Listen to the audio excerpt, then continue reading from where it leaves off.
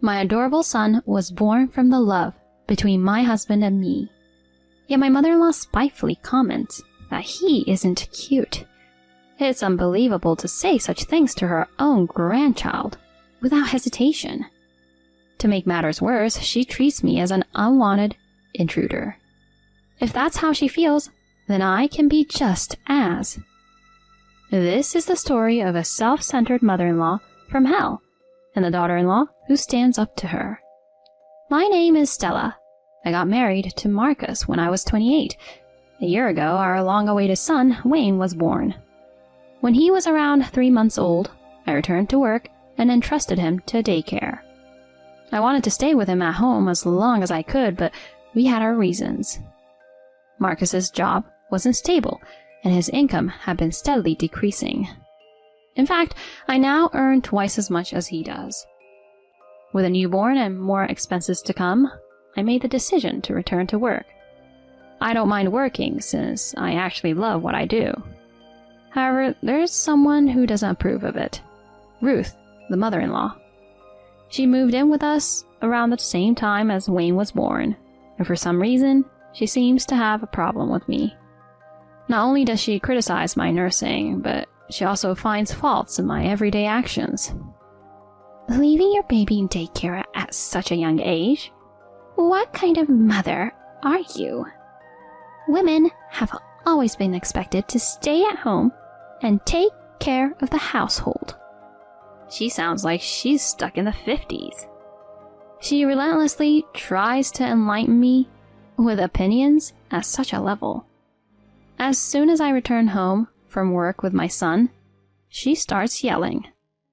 You're working this late? Again? Don't you think it's a pity for Wayne? I spend the whole day with him on my days off, and he has a stable routine at daycare, so it's all good. Whenever I retort, she furrows her brows. Do you really trust the words of some stranger at daycare over your own family? If you keep this up, he won't grow up to be a well-adjusted and happy child. Despite not contributing to his care on a regular basis, she still has the audacity to lecture me about childcare. Moreover, she questions my character without hesitation. I regret moving in with a daughter-in-law who only cares about her job. Why did Marcus marry someone like you? I feel like I'm going crazy from the stress every day. I can't hold myself back to those statements. If you dislike it so much, you're free to move out, you know. You do realize why we ended up living together, right? In fact, there was a reason she moved into our house. Originally, she was living with her husband at their own home. One day, he got into a car accident, which left him paralyzed from the waist down. Additionally, it was discovered that his dementia was advancing. Unable to handle him any longer, she had to place him in a care facility. Following that, she pressured us to move in with her. Both Marcus and I had jobs, and it wasn't feasible for us to move from our current home considering the commute. So one day, she decided to unilaterally bring her belongings to our house and moved in without our consent. It was like a forceful cohabitation where she just moved in on her own accord.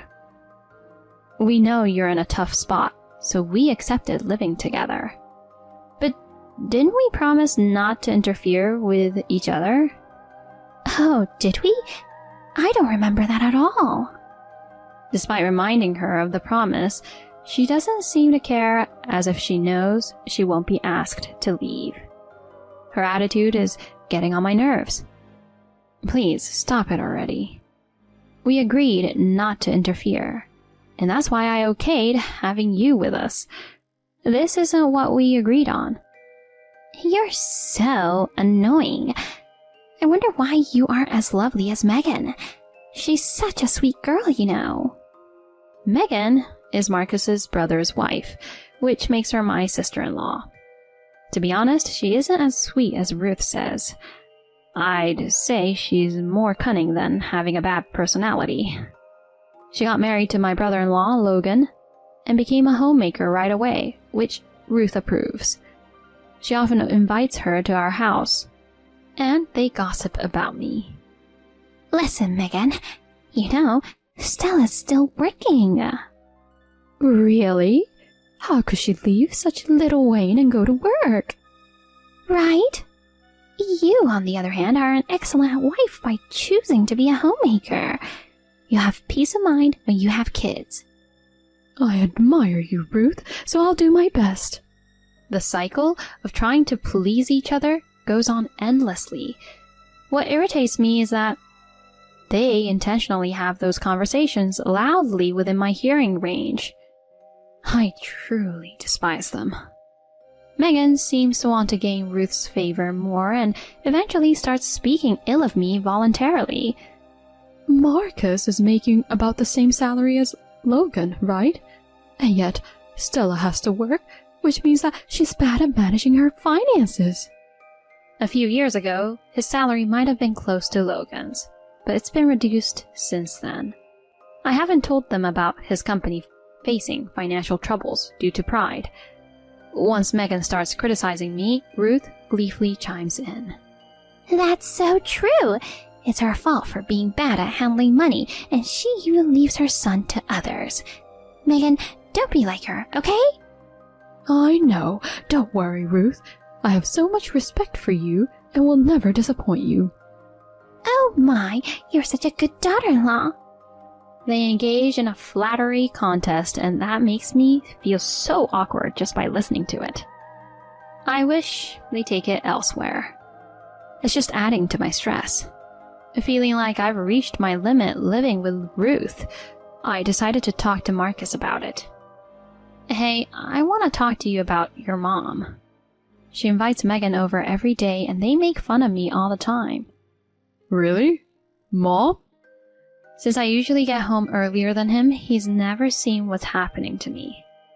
As expected, he looks confused. Yeah, even though we promised not to interfere, she's been complaining about me working and constantly trash-talking me with Megan. I can't take it anymore. He ponders for a while, and then something unbelievable comes out of his mouth. Well, Megan gets along with her, right? So maybe you should try to get closer to her too. What? Were you even listening to me? She even questions my character, you know. How am I supposed to get closer to someone like that? When I press him, he scratches his head and says, Come on, don't get so worked up. At least try doing the same as Megan. Maybe then Mom will have a change of heart. What the heck? Are you telling me to kiss her butt? Whatever then. I was stupid to ask for help. There's no one on my side. The thought makes me more frustrated than angry. The next day, the usual taunting from Ruth and Megan continues. Just as I start preparing dinner after getting home, I hear another comment. I'm sure she's going to make another lousy dinner. She always takes shortcuts, and I really dislike that about her. This is all because she's working, isn't it? You and I would never serve our husband lousy meals. To tell you the truth, Ruth's cooking isn't anything awe-inspiring either. It's too heavily seasoned, and not that tasty. As for Megan, if she spends as much time at our house, I think her skills are nothing to boast about. While cursing them in my mind, I silently continue with dinner preparations. When Marcus returns, they visibly change their attitudes and stop bad-mouthing me. It makes him doubt what I've told him. Then an unexpected incident occurs. While I'm at work, I receive a call from the daycare. After hearing about the situation, I called Marcus and rushed home. There I find Ruth and my wailing son. What do you think you're doing, Ruth? Taking him from the daycare without permission? When I shout at her, she sighs in exasperation. She looks at me as if I'm a fool. What are you talking about? I did it for the sake of my grandson. Daycare is just a waste of money. Childcare is a mother's job after all. That's your own unreasonable belief. I entrust him to the daycare for a reason, and taking him without permission is totally outrageous. It's no different from kidnapping. Kidnapping? He's my grandson, you know. It doesn't matter. You ignored the daycare staff stopping you and took him out. That's no different from kidnapping. Even then, she just shrugs her shoulders. To make matters worse, she utters something abominable. This is ridiculous. To be honest, I find you and Wayne unpleasant to have around. If you have a problem with that, just get out of this house. It doesn't matter what she thinks of me, but she has no affection for her grandchild. I have a major warning going off inside me, especially to say that right in front of him without hesitation. It is absolutely impossible to keep living with someone like her. I'm not going to let her get away with insulting my precious son. I must protect him, no matter what.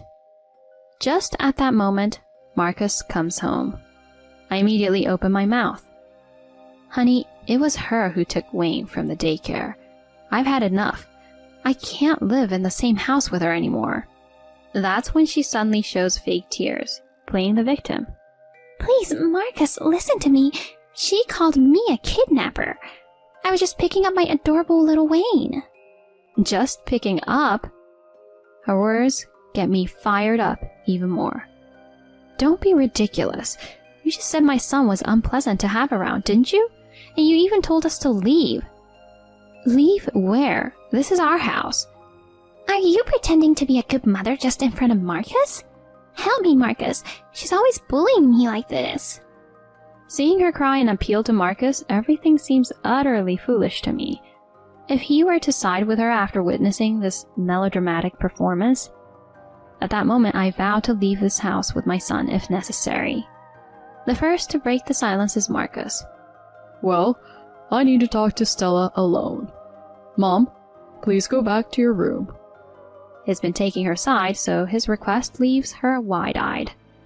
What are you asking me? You don't need to listen to her side of the story. I'm the one suffering through all of this. It concerns Wayne this time too.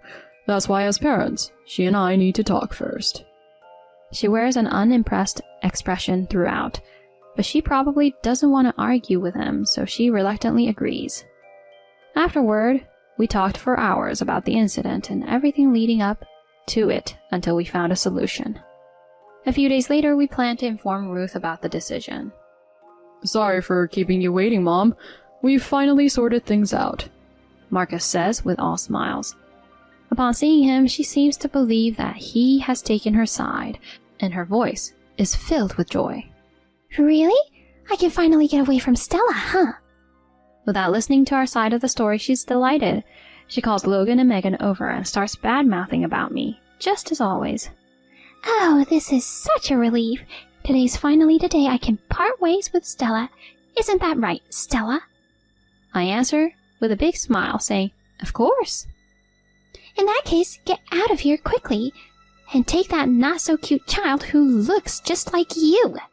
From now on, this house belongs to Marcus, Logan, Megan, and me. Bye-bye! Then Marcus, who's been quiet, slowly spoke up. Well, honey, shall we go? Huh? Right, let's go. Wait, what? She seems utterly confused, looking at Marcus and then me back and forth. We carry our things and head toward the front door as a family of 3. She stops us there. Wait, what on earth is going on? You're going to stay with us, right, Marcus? What? Nonsense. He turns around to face her with a cold stare. I'm leaving with Stella. I can't put up with your baseless accusations anymore. She seems shaken, her body trembling as she slumps to the floor. Why? How can you take her side? I heard everything from the staff at the daycare. How you took him away without permission, and even cursed them out. How you've been speaking ill of Stella at the daycare too. That's... I never thought you were such a horrible person. I'm disappointed in you. Go ahead and have yourself surrounded by people who listen to you and have a good life. Then he pushes me forward, and we walk out of the house. I hear her crying and calling his name for a while. On the way to our new home, he apologizes to me. I'm sorry. I didn't realize everything sooner. Please, forgive me. Oh, please. Just taking action like this is more than enough.